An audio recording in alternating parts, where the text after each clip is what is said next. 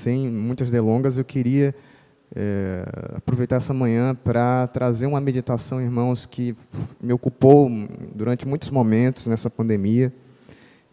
Vou aproveitar para falar um pouquinho de relacionamentos que foram abalados, que a gente teve que dar um novo formato, né? Teve que pensar em outras alternativas.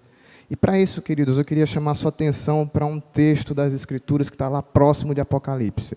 Você vai abrir, por favor, a sua Bíblia na terceira carta do apóstolo João, dos versículos 1 até o versículo 4. Então, o texto para o qual eu quero chamar a sua atenção é a terceira epístola, a terceira carta do apóstolo João, versículos 1 ao versículo 4. Isso mesmo que você ouviu, terceira João não tem capítulos. Tem apenas versículos, assim também como a carta de Judas, também não tem capítulos, tem apenas versículos, por isso a gente vai meditar nos versículos aqui de 1 a 4 da terceira carta do apóstolo João. Esse conjunto de cartas finais aqui de João, que trazem um pouco da característica do apóstolo, quando já estava mais aproximado da idade avançada, e eu trouxe como título da minha mensagem nessa manhã, Relacionamentos com Amor Verdadeiro. Terceira carta do apóstolo João, versículos 1 a 4. Eu gosto de repetir bastante, porque eu já tive a experiência de prestar atenção no que o pregador estava falando e depois perder onde é que estava o texto. Então vamos, por favor, abrir, faça isso você, convido você também em casa a fazer isso, na sua TV, no seu celular, a forma como você puder nessa manhã. Abra a sua Bíblia e vamos aproveitar nessa manhã essa oportunidade única de vermos essa relação de João no seu tempo de apóstolo próximo da sua morte. O texto nos diz assim, dos versículos 1 até o versículo 4. Todos encontraram amém?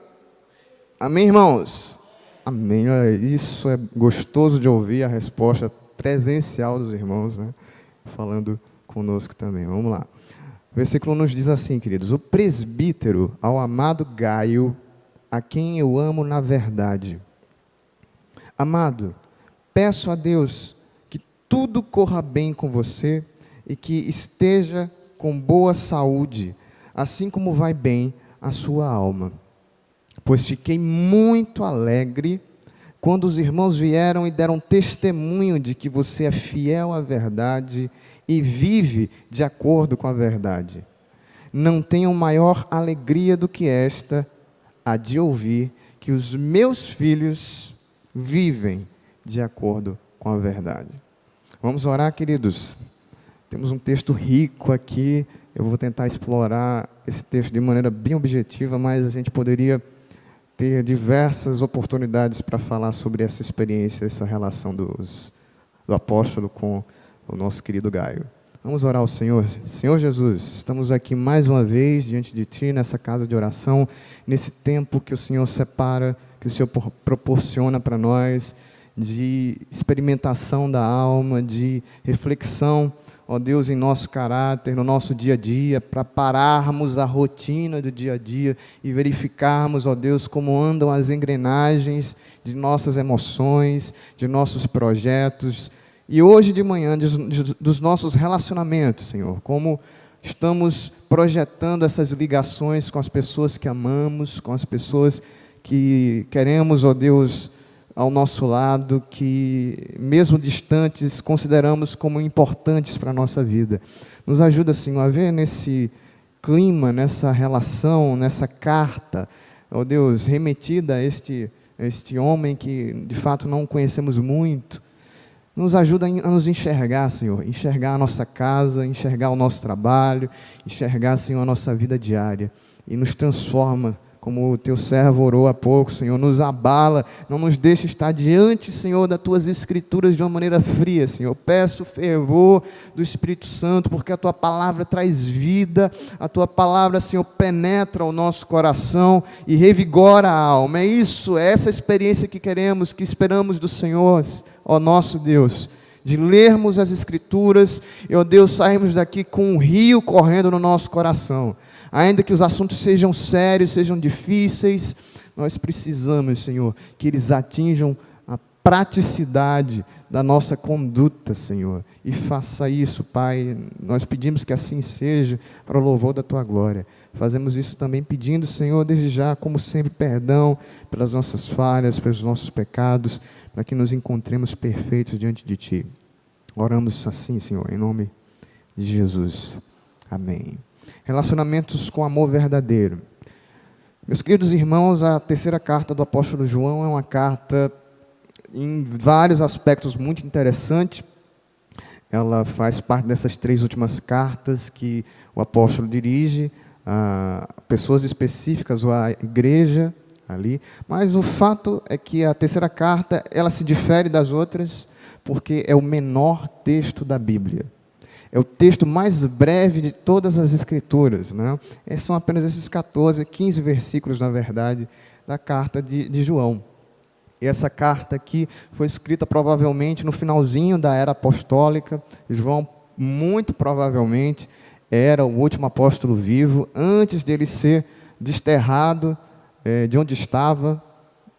Nesse caso, né, nós acreditamos, a história da igreja acredita que João passou muito tempo, até o final da sua vida, na cidade de Éfeso, que era a capital da Ásia Menor. Então, antes de ir para a ilha de Patmos e escrever Apocalipse de lá, João teve um ministério na cidade de Éfeso, de onde ele preparou pessoas idôneas, capazes, jovens missionários, pregadores do Evangelho, para incendiar aquela região da Ásia Menor, as igrejas, as cidades que estavam ao redor. Então, João se serviu da cidade de Éfeso como se fosse um quartel-general, um seminário da época, para assim angariar recursos e mandar pessoas para as igrejas da região.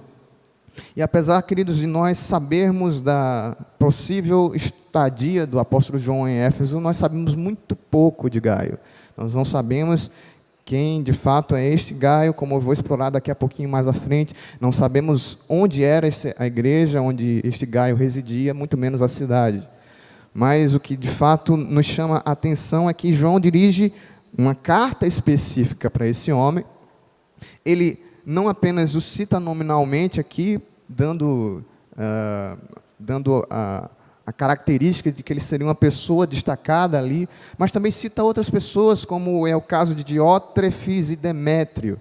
Não vamos falar muito desses 2 homens que aparecem nessa terceira epístola, mas a terceira epístola é um contraste entre a vida, entre o comportamento de Gaio e Diótrefes. Diótrefes era tão difícil como o seu nome. Era uma pessoa difícil, era uma pessoa perniciosa, uma pessoa controladora, na verdade um ditador, queria impor na vida daquela igreja a sua liderança única.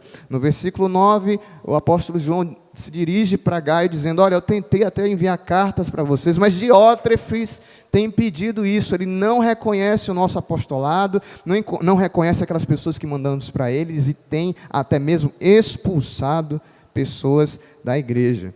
Então, existem algumas linhas dessa carta direcionadas para Diótrefes, para condená-lo, para exortá-lo, né, e fazer esse contraste entre essas 2 pessoas.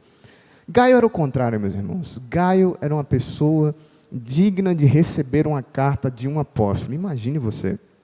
João dedica para ele essa carta e o elogia pelo seu coração aberto, pela sua comunhão e pela sua capacidade de ser hospitaleiro. Ele recebeu ali, ao que tudo indica, aqueles missionários itinerantes que viajavam de cidade em cidade, como era o apóstolo Paulo. Ele recebeu na sua própria casa e tratou-os muito bem, como nós vemos aqui no versículo 8, que esse é o dever dos irmãos, devemos nos tornar cooperadores de todos aqueles que pregam o Evangelho.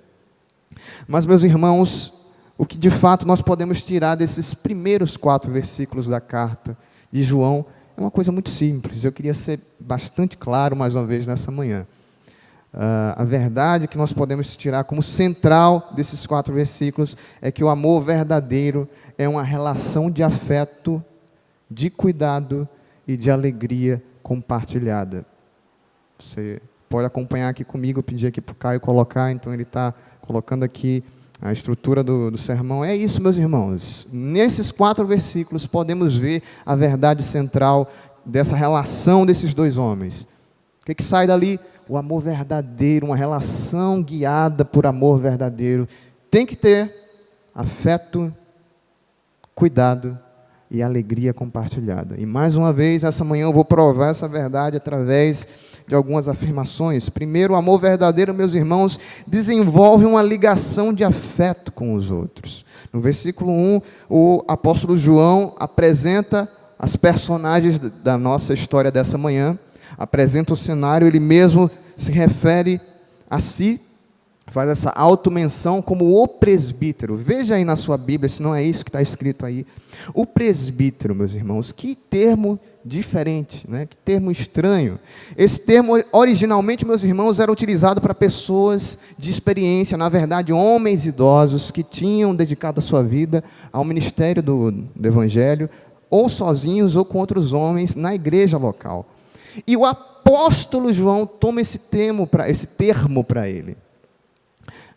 Sem querer, mais uma vez, entrar em detalhes muito específicos teologicamente, de confusões teológicas, presbítero, bispo, pastor, diácono, supervisor, todos esses termos nós podemos tomar, meus irmãos, como similares, como termos semelhantes, que se dirigem a uma mesma pessoa, ao líder de uma comunidade da igreja primitiva. Tá? Então, quando João chama a si mesmo de presbítero, ele está naquela atitude de modéstia da parte dele, que nós vimos, por exemplo, quando eu falei do Evangelho de João, né, de se nivelar aos demais pastores, aos seus companheiros do Evangelho. Vejam vocês, meus irmãos, a riqueza. Nós poderíamos ficar a manhã inteira só falando sobre o termo presbítero, essa manhã. O apóstolo João, no alto de sua sabedoria, vamos pensar aí com seus 80 anos de idade, que ele é um homem provado em todas as dificuldades da vida do Evangelho, da pregação do Evangelho, as fomes, tudo aquilo que ele foi exposto, como também o apóstolo Paulo, ele se nega a usar o título de apóstolo, e se faz igual como qualquer outra pessoa. Né? Ele fala com o apóstolo Pedro em 1 Pedro 1,51, eu, presbítero como vocês. Né? Ele se iguala a esses irmãos, o que nos demonstra, queridos, que deve haver humildade na igreja. A igreja é uma comunidade em que nós igualamos as pessoas. Tentando ser muito rápidos, irmãos, é uma riqueza, poderíamos falar muito sobre isso. Né? Aliás, sobre o que a gente vê por aí fora. Né? Hoje nós temos comunidades que são completamente contrárias. Pessoas que trazem o nome pastor não é suficiente. Né? Agora a gente precisa elevar a categoria para ser chamado de bispo, apóstolo. Daqui a pouco vai surgir uma igreja aí com semideus, com arcanjo. Né? E nós, meus irmãos, devemos aprender rapidamente essa lição com o apóstolo João, de que devemos ser humildes. Nem mesmo ele faz menção ao seu nome. Muito provavelmente aqueles irmãos daquela igreja reconheceriam esse título, sabiam que era João, então ele simplesmente chama-se de presbítero. E qual é a nossa intenção aqui na nossa igreja? O Senhor Jesus nos nivela a todos aqui nesse ambiente, não tem advogado, não tem médico, não tem juiz, não tem profissional liberal, não tem oficial do exército. Todos nós somos iguais. Indo à frente, irmãos, a segunda personagem que aparece para nós é uma pessoa chamada de Gaio. Gaio, na verdade, era um nome muito comum no Novo Testamento. Na verdade, alguns comentaristas vão dizer que era o nome mais comum do Império Romano. Muito provavelmente, a gente poderia comparar Gaio com o nome Cícero, em Juazeiro do Norte, né? Cicim. Todo mundo se chama Cicim lá. Então, Gaio era um nome bastante comum nessa época, queridos. E há uma tentação dos comentaristas de tentar identificar esse Gaio com outros Gaios que aparecem no Novo Testamento. A gente tem, por exemplo, um Gaio da Macedônia, que aparece em Atos 19 e 29, que foi companheiro de Paulo. A gente tem outro Gaio chamado Gaio de Corinto, que Paulo batizou e o hospedou na sua casa. Gaio hospedou a Paulo, vai aparecer em Romanos 16, 23, em 1 Coríntios 1, 14. Outros vão dizer que era o Gaio da Macedônia. Aliás, perdão, o Gaio de Derbe, que aparece em Atos 24. Quem era esse Gaio, meus irmãos? Não sabemos. O que importa nessa manhã, e querendo ser bem objetivo, é que nós temos duas pessoas reais diante de nós. João foi uma pessoa real e histórica, e Gaio foi uma pessoa real e histórica. Muito provavelmente, meus queridos, Gaio foi um pastor de uma igreja da Ásia Menor, ou de um dos vários locais onde havia igrejas, mesmo fora ali da região da Ásia Menor. Foi um pastor, ou um ajudador, ou um grande líder, uma pessoa de destaque na sua comunidade.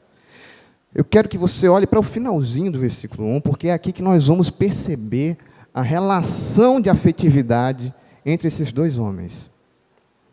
Perceba, meus irmãos, as palavras que o apóstolo João usa para se referir a esse homem. Primeiro, ele chama o Gaio de amado. Amado, Alícia, é uma das palavras preferidas de João. Em suas epístolas, ele sempre usa, ele é conhecido como apóstolo do amor, e a palavra amado simboliza essa transposição de afetividade para outra pessoa. João fez isso como ninguém, né? Outra palavra que ele usa é filhinhos, também vai usar a palavra filhos para Gaio. Mas aqui, olha só o que é que João faz. Quais são as expressões de carinho do apóstolo, de afetividade, como é que esse amor flui do apóstolo João para Gaio. Ele chama Gaio de amado, mas não apenas isso, ele reforça esse amor dizendo: a quem eu amo na verdade.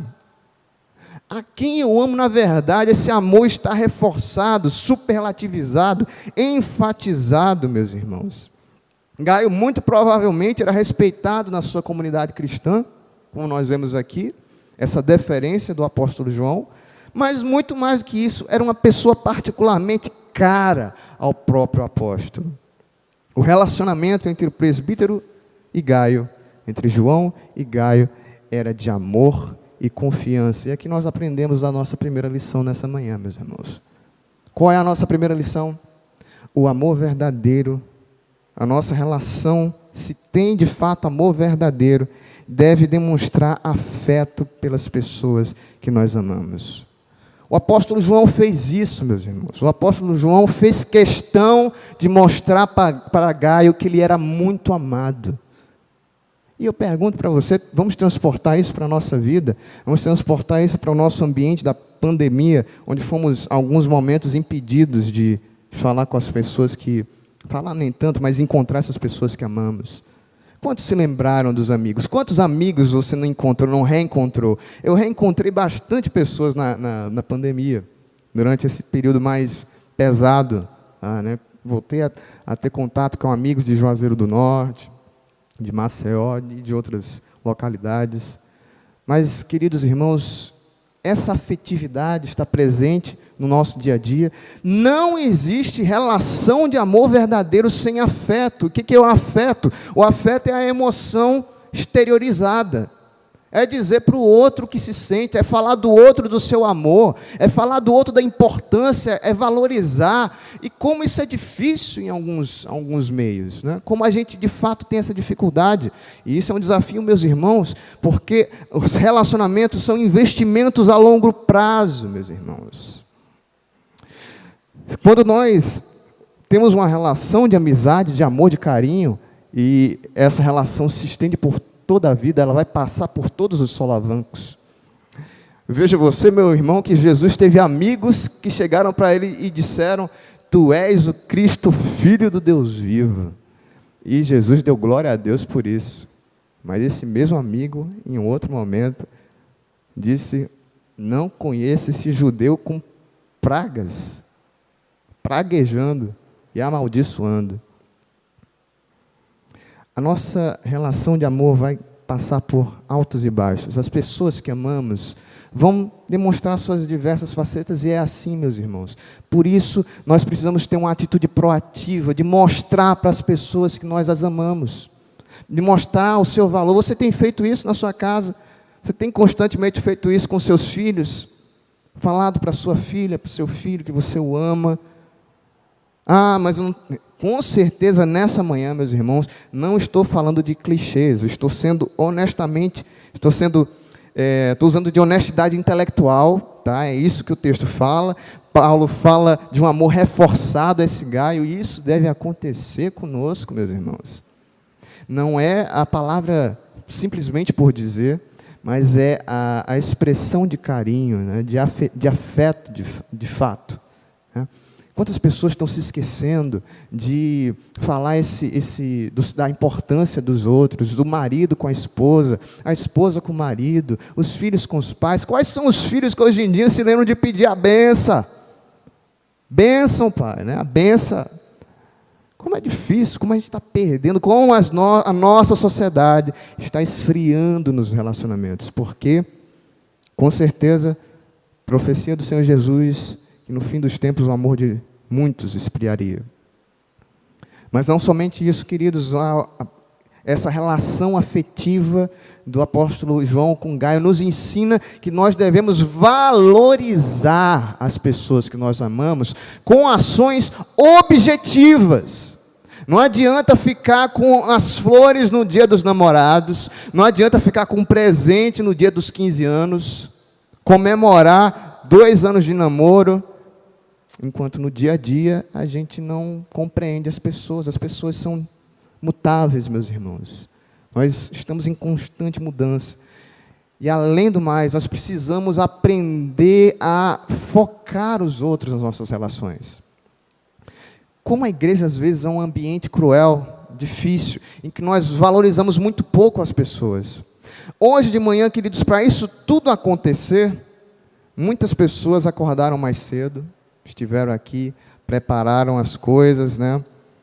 Dormiram tarde ontem a gente teve um casamento muito bonito, né? Alguns trabalharam duramente, né? Carregando peso, som, inclusive. Estão aqui hoje de manhã servindo a Deus, a gente dá tão pouco valor a essas pessoas, as pessoas que estão próximas do nosso entorno, né? Como a gente desvaloriza as funções mais simples, né? As pessoas que servem, que varrem o ambiente em que estamos, o estabelecimento. Se a gente sai para comer uma comida, como as pessoas desvalorizam o serviço de um garçom, isso é uma coisa que não deve encontrar, queridos, guarida no corpo de Deus, nos filhos de Deus. Nós precisamos aprender a valorizar as pessoas que amamos. Por isso, expresse isso, faça isso, porque o verdadeiro amor, a relação de verdadeiro amor, ela é visível, ela precisa de demonstrações objetivas, precisa estar clara diante das pessoas. Em segundo lugar, meus queridos, o amor verdadeiro demonstra preocupação com o bem-estar material, físico e espiritual dos outros. O versículo 2 entra no conteúdo da carta. Mais uma vez, o apóstolo João chama Gaio de amado, afeto, e agora dirige um desejo a Deus, uma oração a Deus. Acompanhe comigo aí o versículo 2. Peço a Deus que tudo ocorra, ou tudo corra bem com você, Gaio. O texto grego aqui, meus irmãos, dá a expressão que o desejo de João para Gaio é que ele fosse uma pessoa próspera, é que ele tivesse prosperidade em todos os aspectos. E olha a riqueza desse texto para nós nessa manhã, meus irmãos. De fato, o texto, no seu original, traz uma visão holística, integrada. Toda a vida de Gaio, na oração de João, tinha como o objetivo, o desejo de que houvesse prosperidade, que houvesse crescimento, que houvesse progresso. E isso, desde já, queridos, nos leva à reflexão sobre a nossa relação com as outras pessoas. João olha para Gaio naquele momento da carta, sabia que era espiritualmente ativo, mas ele está interessado não apenas no bem-estar espiritual, como vamos ver, no bem-estar físico, mas no bem-estar material de Gaio. Eu concordo com William Hendrickson quando ele diz que João queria ver Gaio prosperando nos seus negócios, no seu emprego, nos seus planos e nos seus propósitos. E aí eu pergunto para você, faça esse julgamento das suas relações, das pessoas que você ama. Será que o seu amor é verdadeiro? Como é que você pode saber isso? Você tem se preocupado com o bem-estar material das pessoas que você ama? E é muito mais do que a questão de recursos palpáveis do que se está falando. É do ser todo, é da integração da pessoa toda. É aquele desejo de que Gaio desenvolvesse todas as suas possibilidades, todas as suas habilidades como ser humano. Que Gaio fosse próspero em sua criatividade, nas suas capacidades laborais. Que ele fosse um homem realizado profissionalmente falando. É isso que você deseja?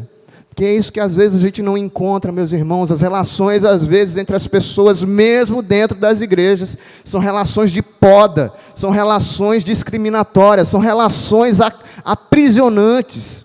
Vemos o casal casado há anos em que um marido prende a mulher, sufoca a mulher, ou a mulher, um lampião de saia, faz o cara comer osso, né?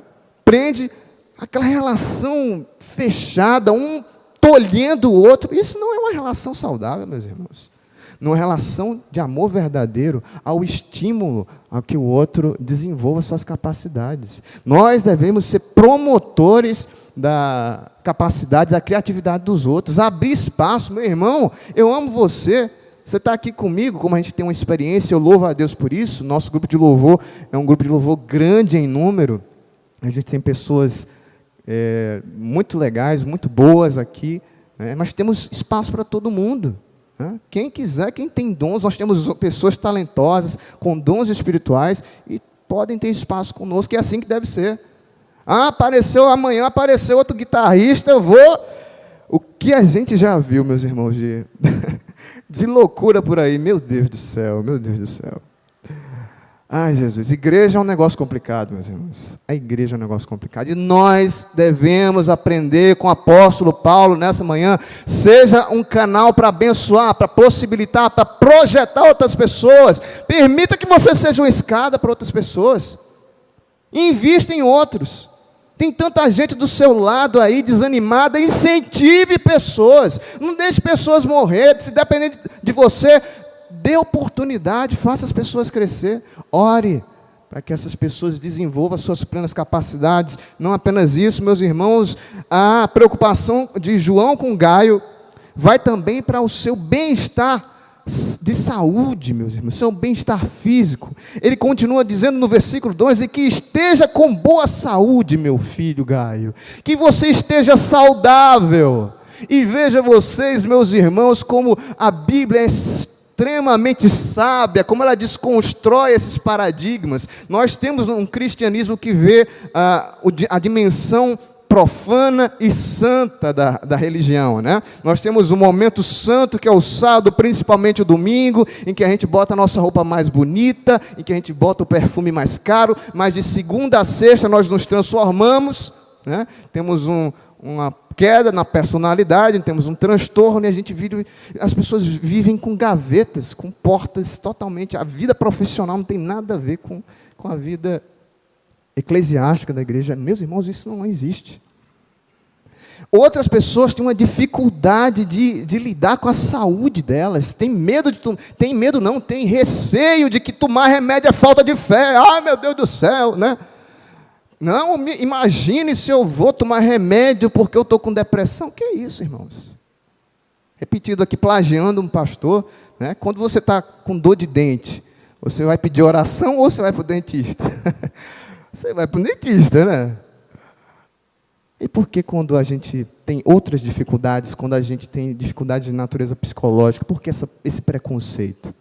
Nenhum de nós aqui, meus irmãos, nenhum de nós está infenso a passar por momentos de dificuldade.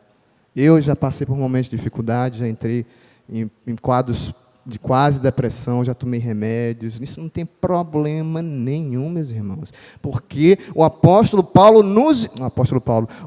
João nos ensina que devemos cuidar da saúde dos outros e principalmente da nossa saúde. Primeiro da nossa, depois dos outros, meus irmãos.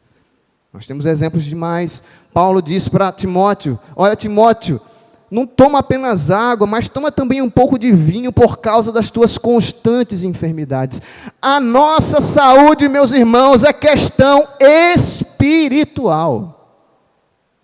Eu estou cansado de ver, meus irmãos, a minha caminhada cristã, pessoas abençoadíssimas, cheias do Espírito Santo, mas doentes, fisicamente, doentes, com dor, com problemas. Isso é de extrema importância, meus irmãos. Isso é de extrema importância. O apóstolo João se preocupa com o bem-estar físico de Gaio, de modo que ele possa viver bem. Deve haver esse equilíbrio na nossa vida. Nós devemos também fazer isso com as pessoas. Qual foi a última vez que você se preocupou com a alimentação da sua esposa? Eita Deus, fala Deus, glória a Deus, aleluia. Amém, igreja? Eita, nessa hora a igreja não diz amém. Eita, meu Deus do céu. Qual foi, agora, irmão, olha Deus falando com você, hein? Qual foi a última vez que você fez uma caminhada, que você optou por comer alimentos mais saudáveis, que você cuidou da sua noite de sono, dormiu bem, bebeu bastante líquido? Gente, isso aqui é coisa espiritual. Isso aqui eu não estou sendo, mais uma vez, estou usando de toda a honestidade intelectual, estou partindo da exploração do significado da Escritura para trazer isso para a nossa vida diária. Nós precisamos cuidar da nossa saúde. E quem ama, quem tem relacionamento de amor verdadeiro, cuida da saúde dos outros. Cuide da saúde das pessoas que você ama. Se você ama o seu esposo, minha querida irmã, se você ama a sua esposa, meu querido irmão, se você ama os seus filhos, cuide da sua saúde. Cuide da sua saúde. E não apenas isso. No versículo 2, no finalzinho aqui, nós vemos que já haviam algumas notícias de Gaio para João, e outros relatos vieram para João que aquele homem já desenvolvia bem a sua saúde espiritual. Ele diz, assim como vai bem a sua alma, finalzinho aí do versículo 2. Então, o apóstolo João também deseja que Gaio se saia bem, tanto no que diz respeito ao seu corpo, quanto diz respeito à sua alma. E nós temos aqui, meus queridos irmãos, uma dimensão triangular dessa nossa espiritualidade, né? Nós somos espírito, alma e corpo, sem querer entrar aqui em discussão da natureza, da essência do ser humano, mas nós precisamos ter cuidado aqui com a nossa natureza referente à matéria, das nossas habilidades profissionais, do nosso corpo e nosso espírito, está tudo ligado. Nós somatizamos doenças espirituais, a gente sente na pele algumas coisas, tudo isso está integrado, meus irmãos. Portanto, a segunda lição que nós vemos aqui é que devemos devemos orar a Deus para que as pessoas que amamos tenham vidas prósperas, tenham corpos saudáveis e almas igualmente vigorosas, almas igualmente fervorosas. Você tem desenvolvido esse tipo de relacionamento?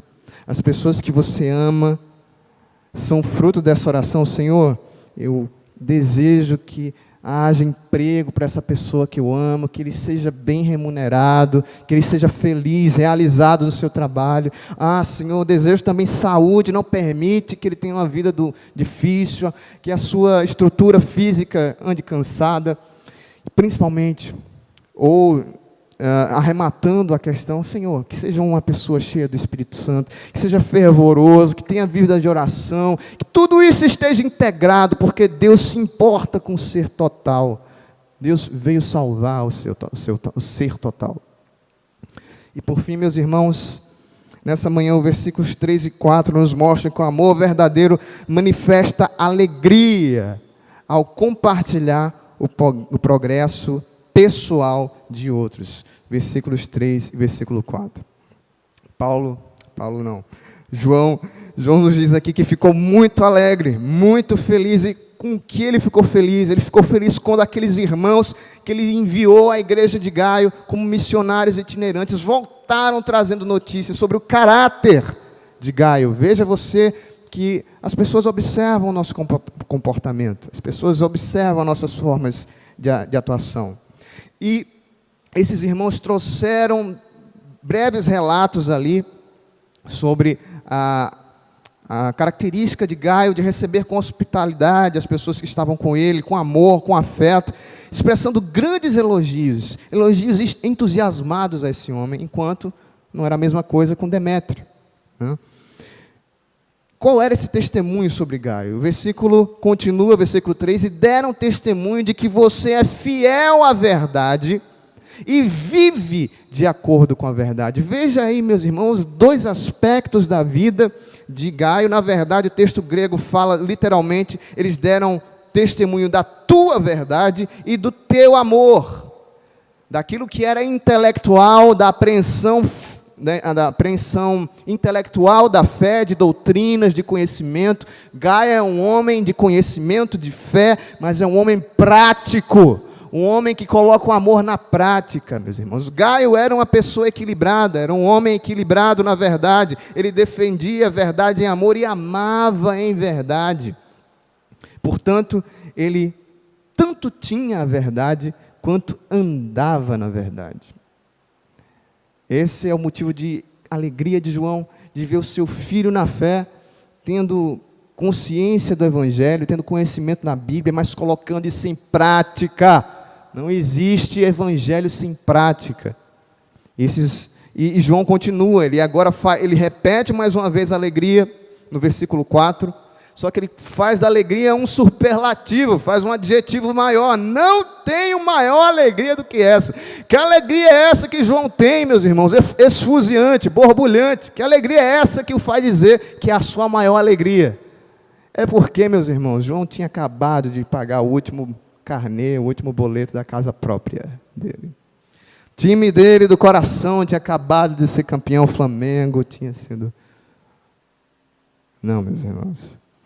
Já disse um dos comentaristas que andei lendo que o verdadeiro caráter de uma pessoa é medido pelos motivos da sua alegria. Vejo tantas pessoas, né, enredadas com motivos que trazem que movem o seu coração, né, muito felizes com candidatos.